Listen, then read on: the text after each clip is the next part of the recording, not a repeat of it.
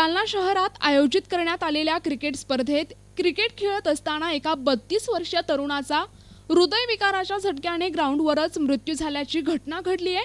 विजय पटेल असं मयत तरुणाचं नाव असून आज सकाळी शहरातील फ्रेझर बॉईज या मैदानावर ख्रिसमस निमित्त आयोजित करण्यात आलेल्या क्रिकेट स्पर्धेदरम्यान बॅटिंग करताना या तरुणाला हृदयविकाराचा तीव्र झटका आला आणि तो जागेवरच कोसळला। आयोजकांनी या तरुणाला दवाखान्यात नेले असता डॉक्टरांनी त्याला मृत घोषित केला आहे। दरवर्षीप्रमाणे आम्ही ख्रिसमस ट्रॉफी क्रिकेट मॅच आम्ही आयोजन करत असतो। याही वेळी 31 वर्ष होतं आम्ही आयोजन केलं होतं।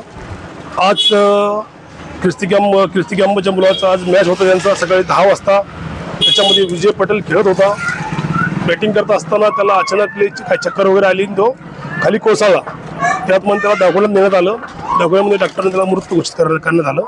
त्याच्यामध्ये त्याला अटॅक वगैरे सांगितलं, अटॅक वगैरे येऊन त्याला मृत्यू झाला म्हणून त्याच्यानं आम्ही मॅच थांबवण्यात आलेला आहे।